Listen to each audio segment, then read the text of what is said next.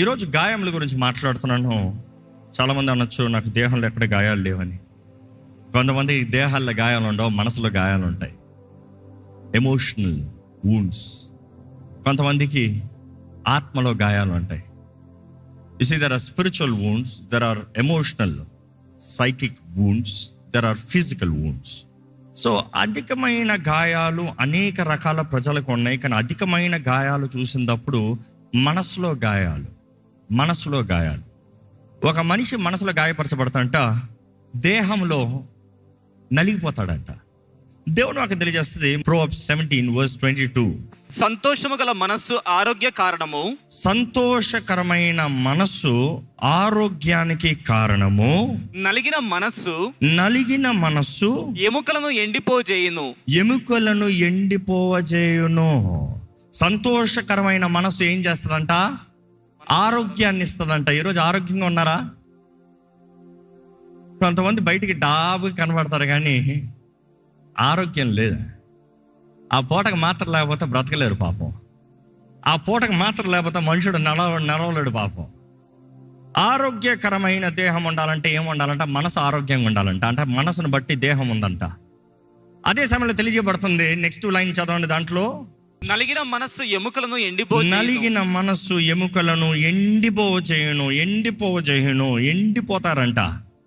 ఈరోజు చాలా మంది డైటింగ్ ఎండిపోతాం వేరు,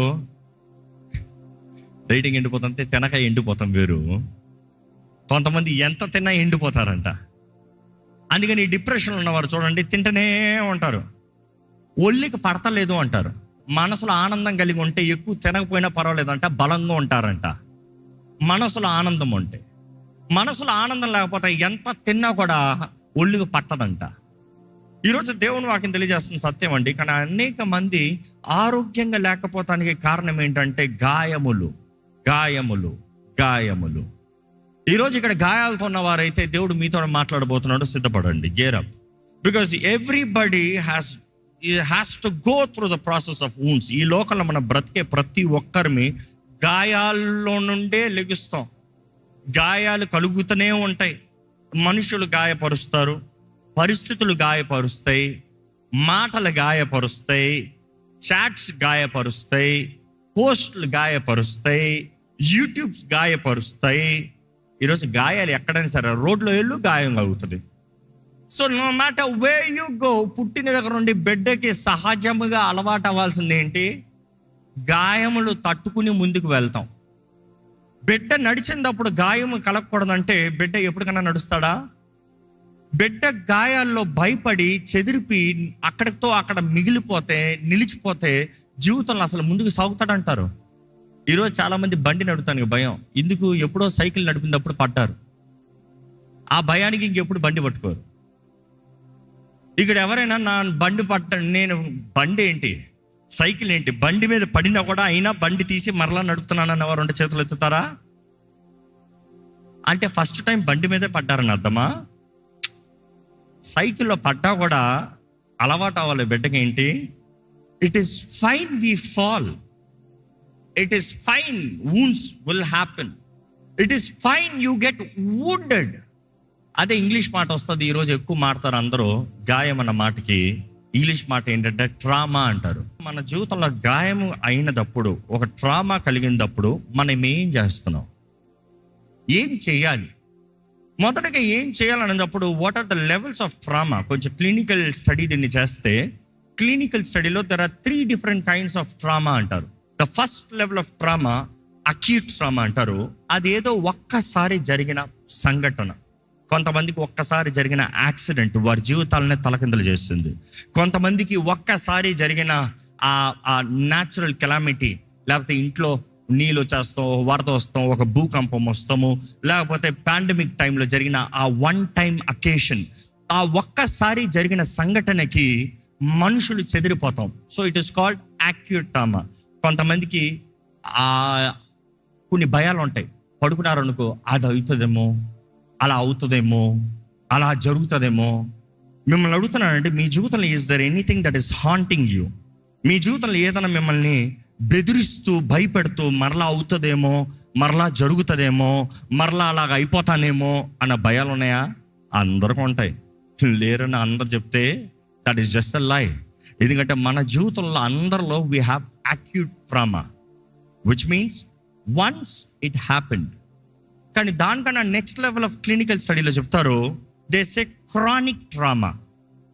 క్రానిక్ ట్రామా అనేటప్పుడు ఒకటి ఒక్కసారి కలిగిన గాయములు, రెండోది క్రానిక్ ట్రామా అనేటప్పుడు కొన్నిసార్లు జరిగిన గాయములు. అంటే అది ఒక్కసారి జరిగినది కాదు, కొన్నిసార్లు. కొంతమందికి రేప్, కొంతమందికి అబ్యూస్, కొంతమందికి ఏదో ఒక మనుషులు బుల్లీ చేస్తాము.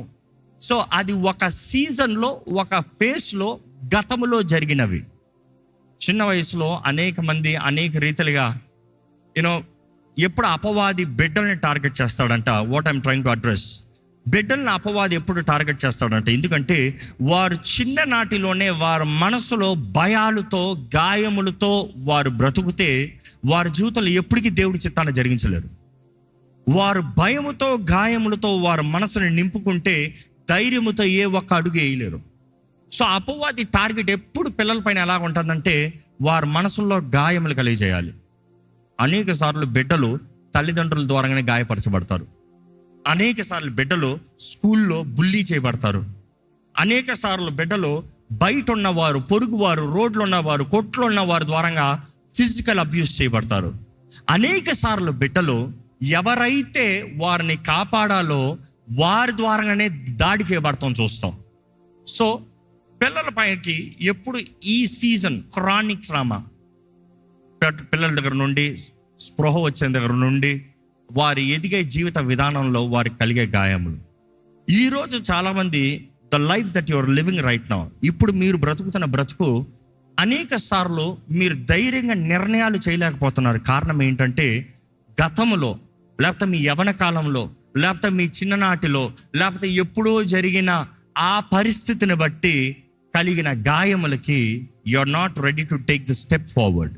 సరైన నిర్ణయం చేయవలసిన వచ్చిన పరిస్థితి వచ్చిన, సరైన అవకాశం కలిగిన గతములో ఉన్న గాయములు బట్టి ప్రస్తుతము ధైర్యమైన నిర్ణయాలు చేయలేని వారికి ఎంతోమంది ఉన్నారు. So this is the second level of trauma, that is chronic trauma అంటారు. ఈ క్రానిక్ ట్రామా అనేటప్పుడు which is also linked with many things, మరలా జరిగేది కాదు, కానీ అనేక సార్లు గతములో జరిగినవి. సో మూడో లెవెల్ ఆఫ్ ట్రామా చెప్పినప్పుడు కాంప్లెక్స్ ట్రామా అంటారు. కాంప్లెక్స్ ట్రామా అన్నదప్పుడు దీనికి తేడా ఏంటంటే, అగైన్ రివైజింగ్, ఫస్ట్ది వచ్చి ఒక్కసారి జరిగిన గాయములు, రెండోది వచ్చి అనేక సార్లు గతంలో జరిగిన గాయములు, ఇప్పుడు జరిగేది కాదు, గతంలో జరిగినవి. అనేక సార్లు అవి చూసినప్పుడు మచ్చల్లాగా ఉంటాయి. మీ దేహంలో ఎప్పుడైనా దెబ్బలు మరలా తలిగి మచ్చలు ఉన్నాయా? ఎందుకంటే ఆట ఆడే అథ్లెట్స్కి అనేక గాయములు ఉంటాయి. కానీ కొన్నిసార్లు కార్ యాక్సిడెంటో, బైక్ యాక్సిడెంటో, సైకిల్ యాక్సిడెంట్ అయినోడికి ఆ ఒక్క గాయం ఉంటుంది. So there is a different levels of it. Complex trauma అనేటప్పుడు ఈ గాయములు ఎలాంటివంటే, ఇప్పుడు జరుగుతూ ఉన్నాయి, గతంలో ఉన్న దానికి మరలా ఇప్పుడు లింక్ అయ్యి ఇప్పుడు అనుభవిస్తూ ఇప్పుడు జరుగుతూ ఉన్నవి. సో క్లినికల్ స్టడీలో ఈ 3 లెవెల్లో చెప్తారు. ఈరోజు ఇక్కడ ఉన్నవారు ఎలాంటి వారు నాకు తెలియదు, కానీ పరిశుద్ధాత్ముడు మిమ్మల్ని బాగుగా ఎరుగున్నవారు. ఎందుకంటే గతంలో ఎప్పుడో మీ జీవితంలో ఒక పరిస్థితి మిమ్మల్ని చెదిరించి ఉండొచ్చు, లేకపోతే బెదిరించి ఉండొచ్చు, లేకపోతే మిమ్మల్ని కలవరపరిచి ఉండొచ్చు. Just because something happened years back, you are not able to move forward. అనేక మంది ఈ లవ్ ఫెయిలియర్ అంటూ, లేకపోతే ఈ బాయ్ ఫ్రెండ్ గర్ల్ ఫ్రెండ్ అంటూ, లేకపోతే అక్కర్లేని రిలేషన్షిప్స్లో వెళ్తూ దే గెట్ వూండెడ్. దాన్ని బట్టి ఏమవుతుందంటే, చేసిన పిచ్చి పనిని బట్టి జీవితంలో అసలు దేవుని చిత్తంలో కూడా, దేవుని చిత్తంలో ఉన్న భాగస్వామితో కూడా నిర్ణయం చేస్తానికి భయపడతారు. I you understand what I'm saying? Just because you did something wrong in the past, something wrong happened in the past, you are missing the right opportunity, the right person, the right promise. దేవుడు నిర్ణయించినది, దేవుడు సిద్ధపరిచినది నీవు దృష్టి కలిగి ముందుకు వెళ్ళలేకపోతున్నావు. ఎందుకంటే నీ గతంలో ఉన్న గాయాలు భయపడుతున్నాయి. కొంతమంది వారి జీవితంలో మేబీ నువ్వు దేవుని ఎరుగుతానికి ముందు పాపపు బంధకాల్లో, పాపపు ఊబులో, పాపపు పరిస్థితుల్లో, పాపపు వ్యక్తుల ద్వారంగా నీ కుటుంబం రక్షణ లేని దాన్ని బట్టి త్రాగుబోతు తండ్రి, అఫ్కోర్స్ దెర్ ఆర్ వ్యభిచారపు తల్లులు, ఇటువంటి గాయాలతో ఎంతోమంది ఎదిగిన వారు ఉన్నారు. వారికి ఎలాగ అయిపోయారంటే, I don't want family life. పెళ్లి చేసుకుంటే మా నాన్న మా అమ్మని ఎట్లా చేశాడు నాకు తెలుసులే, అది నాకు మళ్ళీ వద్దబ్బా. మా నాన్నకి ఎలాంటి మోసం చేసింది, మా నాన్న ఎలా ఏడ్చాడు నాకు తెలుసులే, నాకు అలాంటి గాయంలో వద్దబ్బా. You see, because someone in your family didn't do the right thing. నీ కుటుంబంలో ఉన్న వారు ఎవరో, వారు సరైన కార్యాలు, సరైన నిర్ణయాలు చేయని దాన్ని బట్టి నీకు కలిగిన గాయాలకి నువ్వు అంటున్నావు, అసలు నేను తెగించను. లేకపోతే చిన్ననాటి నుండి నిన్ను అందరూ విమర్శిస్తూ, కృంగిదల కలిగిస్తూ, నువ్వు చేతకాని వాడివి, నువ్వు పనికిరాని వాడివి, నీకు ఏమి కుదరదు, నీకు రాదు, ఓయ్ ముద్దు, ఓయ్ ముద్దు, ఓయ్ ముద్దు. కొంతమంది తల్లిదండ్రులు ఇలాగనే మాట్లాడుతూ ఉంటారు. పిల్లల్ని చూసిన ఎప్పుడు చూసిన ఈడు ముద్దోడు, ఈడు ముద్దోడు, ఈడు ముద్దోడు. ఒక ఇంటికి వెళ్ళినప్పుడు, నా బిడ్డ సరిగ్గా చదువుతలేదండి అంటే, ఆ బిడ్డ చిన్నోడు పాపం 7-8 years ఉన్నాడు.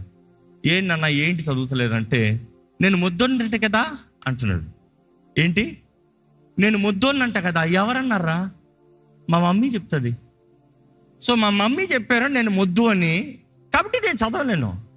సో యు ఆస్క్ హిమ్, ఎందుకు నాన్న చదువుతలేదు? నేను ముద్దోని, నాకు స్టాంప్ వేస్తారు. ఆ బిడ్డ ఆ గాయం నుండి తేలుకోగలుగుతాడంటారా? అనేక సార్లు ఇటువంటి గాయములతో మనుషులను నింపేస్తారు. ఆ బిడ్డ జీవితం ఎలాగైతే గుడ్డితనంతో నింపబడుతుందో, అనేక మంది కూడా దేవుని చిత్తము ఎరగని వారుగా, దేవుని మార్గంలో నడవని వారుగా, దేవుని సహాయాన్ని వేడుకొని వారుగా, అసలు ఆశే లేని వారుగా, బ్రతుకు పైన ఆశే ఉండదు. యు సీ, క్రైమ్ రేట్ తీసినప్పుడు ఒక వ్యక్తి ఇందుకు క్రిమినల్ అవుతున్నాడు, ఒక యవనస్తుడు ఇందుకు క్రిమినల్ అవుతున్నాడు. ఒక యవన కాలము 13 సంవత్సరాలు 14 సంవత్సరాలు బిడ్డ ఇందుకు ఇటువంటి పనులు చేస్తున్నాడు. లేకపోతే 16 సంవత్సరాలు రేప్ చేస్తానికి కారణం ఏంటి? చూసి 16 సంవత్సరాలు రేప్ చేస్తాడంటే something is really wrong. What is it? వాడు కలిగిన గాయాలు, the way he's brought up, the way his mind start. నీకు జీవితం లేదు, నీ జీవితంలో మంచిగా అనుభవిస్తానికి ఏది లేదు. You have to take it by force, you have to get it your way, you have to get it this or you don't have anything.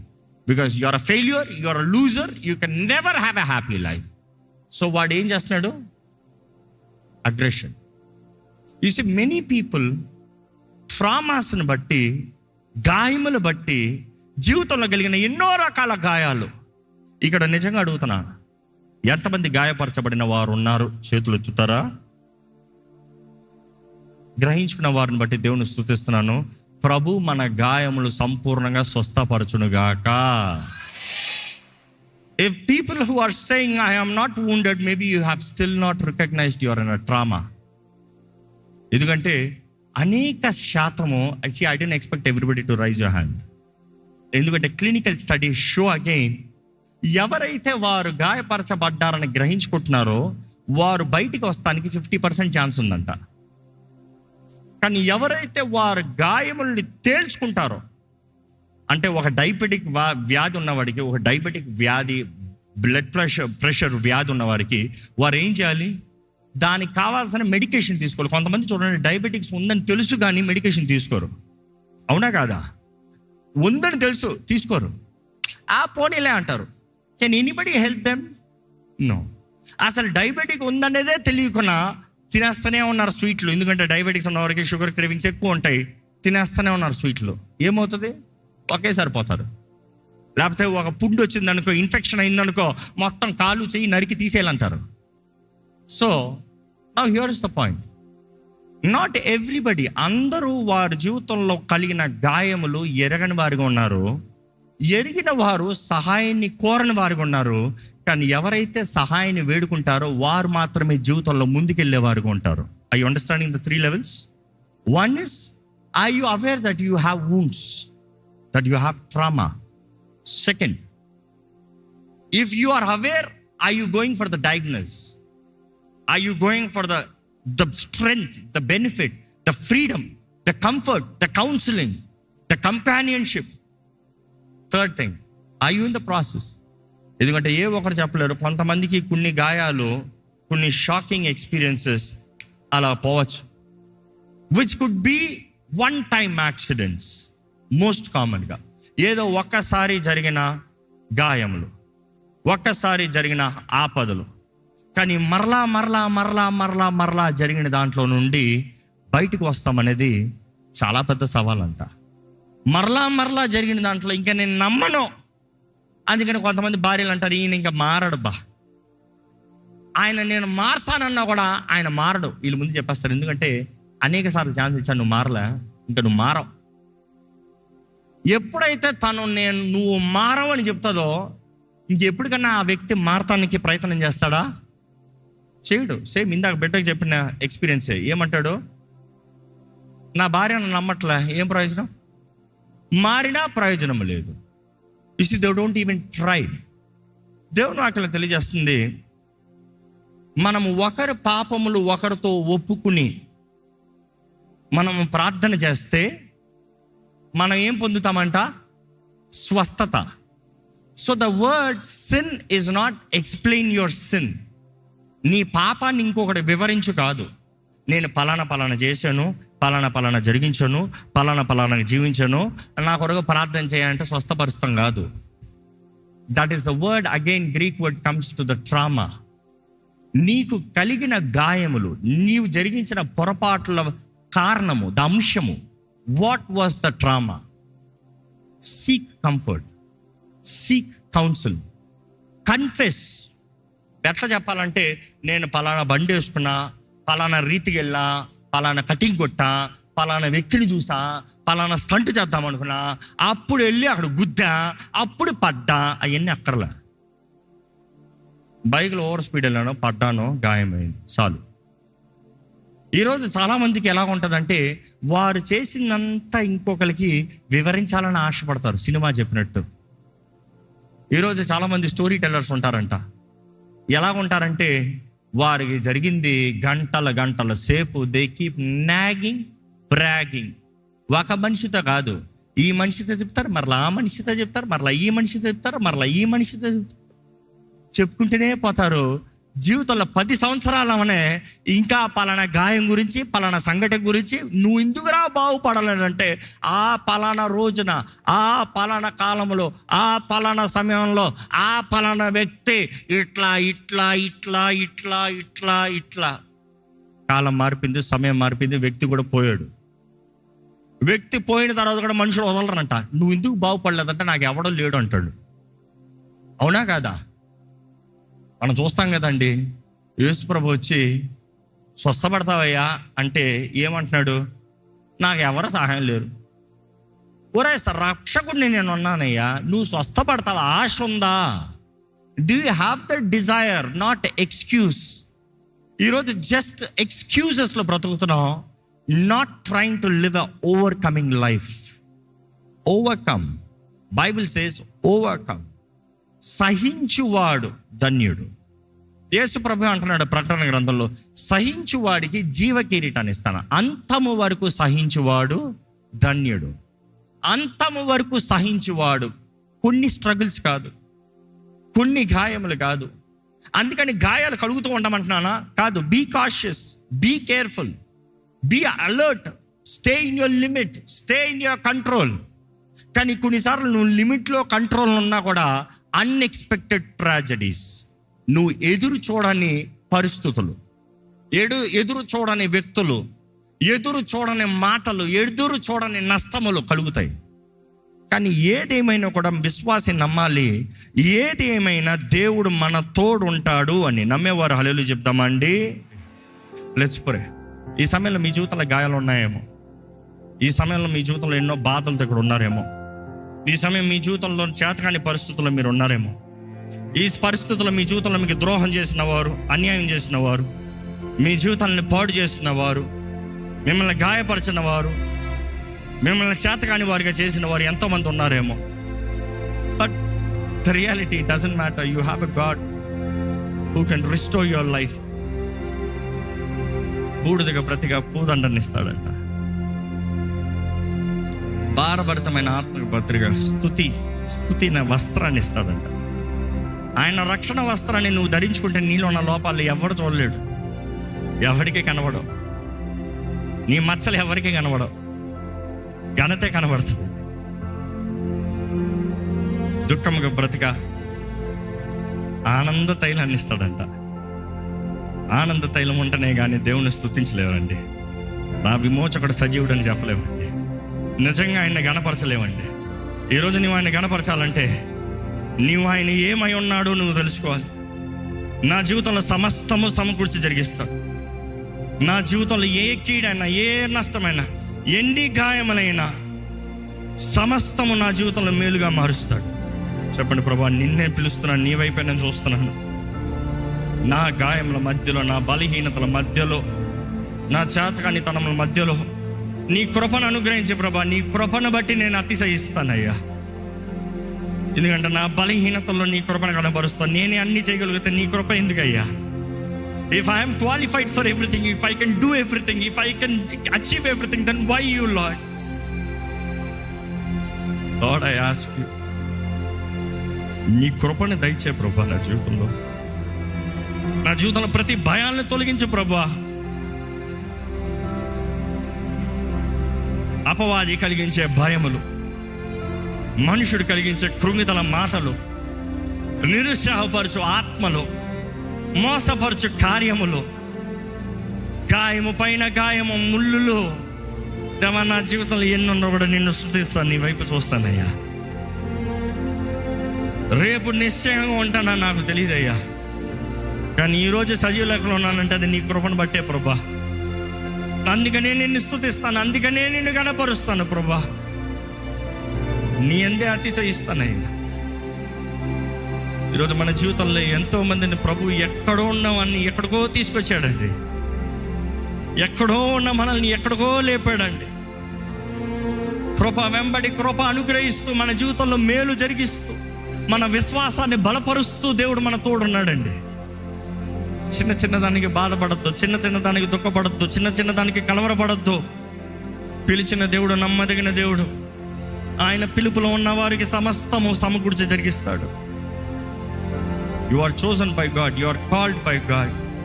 ఆయన రక్షణ పిలుపు నీకు అనుగ్రహించాడు కాబట్టి నువ్వు ఆ రక్షణ పిలుపుని నువ్వు అంగీకరించావు కాబట్టి నీవు ఆయనలో ఉన్నావు. ఈరోజు ధైర్యంతో ఆయన వైపు చూడండి, ధైర్యంతో ఆయన వైపు చూడండి.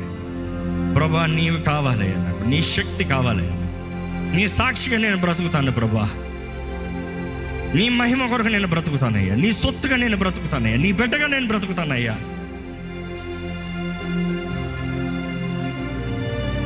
నన్ను లేవనెత్తు ప్రభా, నన్ను లేవనెత్తు ప్రభా, నన్ను లేవనెత్తు ప్రభా. ఏదేమైనా నా విశ్వాసాన్ని కోల్పోనవద్దయ్యా. మీరు ప్రార్థన చేయండి. మీ జీవితంలో ఉన్న పరిస్థితులు మీరు దేవునితో మాట్లాడండి. మీరు చెప్పండి, మీ స్థితిగతులు ఆయన తెలియజేయండి. ఇదిగో ప్రభా, నీ కృప, నీ కృప లేకపోతే మేము లేవు. ఆ గాయం చూడు. ఇప్పుడున్న ప్రతి ఒక్కరి గాయాలను మాన్పే దేవుడు నీవేనయ్యా. గుండె చెదరిన వారిని బాగు చేసే దేవుడు నీవేనయ్యా. కుటుంబాలను కట్టే దేవుడు నీవే. జీవితాలను స్వస్థపరిచే దేవుడు నీవే. మానసిక స్వస్థత, ఆత్మీయ స్వస్థత, శారీరక స్వస్థత, దురాత్మల ద్వారంగా, అపవిత్రాత్మల ద్వారంగా దాడి చేయబడిన, పాడు చేయబడిన జీవితాలను చూడయ్యా. చెరలో ఉన్న వారికి విడుదలను ప్రకటించు. ఈరోజు నీ నామంలో జయం ఉందయ్యా. ఇక్కడ ఏ జీవితంలో బంధించబడిన జీవితంలో ఉండటానికి వీల్లేదు ప్రభా. దేవా, ఈ మట్టిలో నీ ఆత్మని నింపావయ్యా. ఈరోజు మాలో ఉన్నవాడు లోకంలో ఉన్నవాడు కన్నా గొప్పవాడు. నాకు బలమిచ్చే క్రీస్తుని బట్టి, మమ్మల్ని బలపరచు క్రీస్తుని బట్టి మాకు అన్నీ సాధ్యమని నమ్ముచున్నామయ్యా. శత్రు బలం అంతటి పైన అధికారం ఇచ్చావయ్యా. ఇక్కడ ఎవరు ఎటువంటి రీతిగా అపవాది ద్వారంగా అణిచివేయబడిన వారి కూడా ఉండటానికి వీలు లేదు. ఇక్కడ బంధించబడిన వారు ఉంటే నజరేయుడైన యేసు నామములో ఇప్పుడే ఇక్కడే విడుదల కలుగునుగా అక్కడ ప్రకటిస్తున్నాను. క్రీస్తు పునరుద్ధానపు శక్తి, పరిశుద్ధాత్మ శక్తి ఇప్పుడే కార్యము జరిగించునుగా అక్కడ ప్రకటిస్తున్నాము. మనసులో విడుదల దయచేయి, హృదయంలో విడుదల దయచేయి, ఆత్మలో విడుదల దయచేయి, దేహంలో విడుదల దయచేయి. ఎక్కడ అప్రెసివ్ స్పిరిట్, ఏ మైండ్ని అప్రెస్ చేస్తాం ఇక్కడ వీళ్ళు ఉండకూడదు ప్రభా. ఇదిగోనయ్యా, సమాధానకర్త అయిన దేవా, సమస్త జ్ఞానానికి మించిన సమాధానము ఇక్కడ ఉన్న ప్రతి హృదయంలో నింపు ప్రభువా. గతంను బట్టి, గతంలో జరిగిన కార్యాలను బట్టి, గతంలో జరిగిన పొరపాటులను బట్టి, గతంలో జరిగిన కీడును బట్టి మా నిర్ణయాలు కాక, మా బ్రతుకు కాక, మా జీవితాలు కాక, నీవు మాటిచ్చావు, నీవు వాగ్దానము చేసావు, నీవు మాటని ప్రవచింపజేసావు. దేవా, నీ ఆత్మ ద్వారంగా మాట్లాడిన ప్రతి మాట, నీ ఆత్మ ద్వారంగా అనుగ్రహించిన ప్రతి వాగ్దానము దేవా ఇక్కడున్న ప్రతి ఒక్కరి జీవితంలో జరిగించమని వేడుకుంటున్నానయ్యా. మా నమ్మకము నీపైనే. మనుషులు మాట తప్పినను నువ్వు మాట తప్పని దేవుడివయ్యా. అందరూ చేయి విడిచిన నువ్వు చేయి విడువని దేవుడు నీవేనయ్యా. మా బలహీనతల్లో మమ్మల్ని సరిదిద్ది, మమ్మల్ని స్వస్థపరిచి, అదే విరిగిన పాత్రని బాగు చేసి వాడుకునే దేవుడు నీవేనయ్యా. అది నీకు మాత్రమే సాధ్యము ప్రభా. ఈ లోకమైతే విరిగిన వారిని, పాడైన వారిని త్రోసివేసే లోకం. కానీ దేవా, నువ్వు ప్రతి ఒక్క విరిగిన జీవితాన్ని నువ్వు బాగు చేసి నీ మహిమ కొరకు వాడుకునే దేవుడు అయ్యా. ఇక్కడ కుటుంబాలు కట్టబడాలయ్యా, జీవితాలు మలచబడాలి ప్రభా, జీవితంలో దృష్టి కలిగి ఉండాలి ప్రభా.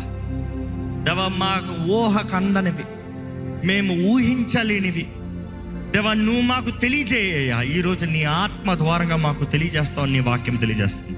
నమ్ముతున్నామయ్యా. Through your spirit reveal your word, reveal your purpose, your plan. ఈరోజు ఇక్కడ ఉన్న ప్రతి ఒక్కరిని బలపరచు దేవా. ఎక్కడ భయము, పిరికితనము ఎవరిని ఏలకూడదయ్యా.